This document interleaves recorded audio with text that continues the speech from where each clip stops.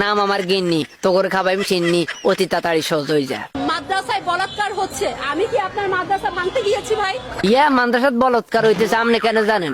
আপনি কি বলৎকারের শিকার হয়েছেন কেন আপা? তোমার তো কোনো ক্ষতি করছে না। কিতা হয়েছে? আর ক্ষতি করবো কে? ইয়ে কোন বাপের বেড়া?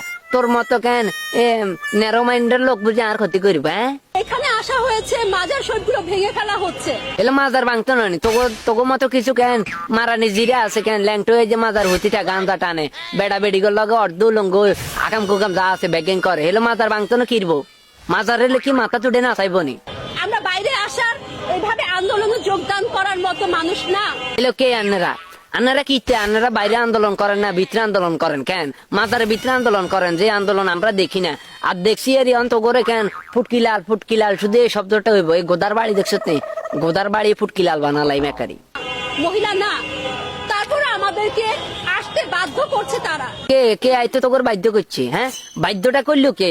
যেগুনে বাধ্য করছে আইনের লাই হেগুন্ডে কেন? আমি এই বাদির পয়সা দিয়ে এমন ফিডিয়ম হেগুন্ডে আগে টোকাইতেছি, তারপরে তোকে মারানি জিরে মারিয়ম। কারণ এটা অলিয়া উলিয়ার দেশ। আমরা কি রোহিঙ্গা নিয়ে আইছি? অলি আল্লাহ দেশ হলে আমরা কি রোহিঙ্গা নি? হলে তুই জেডিয়াম তুই আমার ক, আমরা কি দেশের রোহিঙ্গা? অলি আল্লাহ দেশ হলে কি হয়েছে? আঙ্গ দেশ না? আমরা মনে উড়িয়ে জড়ি বইছি।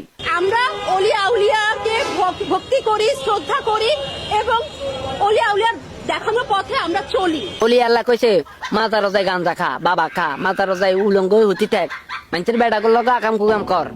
অলি আল্লাহরা তো করে কথা কই গেছে। অলি আল্লাহ করে কবর কো ভাই, আর তোরাই এনে অলি আল্লাহরে লই নাচস কেন? আমি অলিয়া উলিয়ার পথে চলি, কিন্তু আমি 5 ওয়াক্ত সালাত করি। বাইরে তুই 5 ওয়াক্ত সালাত করো, যাই করো, আমার কথা যে তুই এনে কি লাইছত? তুই এনে কি লাইছত? সুরে খানা লাই নিয়ে আইছত। অন যদি বেগুন গণপিটনি দেয় মানে ল্যাংটা করি তোর বাইর দিকে হারাইবো।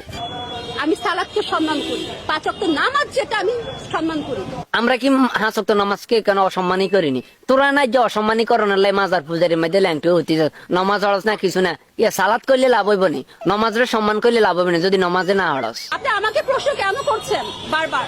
তোরে প্রশ্ন করতেন না কারে করি? মিয়ান তো তুই সামনে আসত, আই কি প্রশ্ন কি কেন মালবের কাশাম জানি প্রশ্ন করতাম কস না?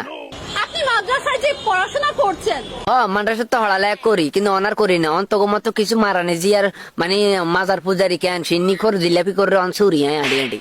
আপনার মাদ্রাসার আমল কি আপনার কাল জাগ্রত করতে পারছে না? আর মাদ্রাসার মধ্যে আমল কি আর কি জাগাইবো? আমার জাগানোর দরকার না, আমি মানুষের জাগাই ঘুমেতাম। কি কইছি কথা বুঝিনি? সকালবেলা ফজর নামাজের রাজা দিলে কত মানুষের বলাই হত দেওয়া গেল হারা দিন হতি থা নামাজ নাই কালাম নাই। হ্যাঁ, তোকে মতো সিন্নি কর জিলাপি কোগা আছে না? বেকের এলাকাতে জিলাপি করে আছে। কেন ভাই জাগ্রত করতে পারছে না? তাহলে আপনাদের মধ্যে সমস্যা আছে। বাইরে আর মধ্যে কত ধরনের সমস্যা আছে। এক সমস্যা হলে আয়নতে বিয়ে করতে পারিনি, এইটা হচ্ছে 1 নম্বর সমস্যা।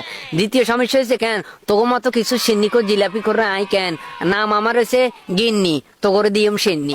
আপনি যদি কোরআন খুলে দেখেন, হাদিস খুলে দেখেন, কোন জায়গায় দেখবেন? তোর কোরআন হাদিসের মধ্যে কইছে তোকে জিলাপি কর সিন্নি কর বাবার দরবারে যত লোক আছে বেগুনটা সেন্সনের লাই কোরআন কইছে। কি হয়েছে কথা বুঝতে? এই জন্য বলতেছি নাম আমার গিন্নি, তো করে খাবাই সিন্নি, অতি তাড়াতাড়ি সহজ হয়ে যায়।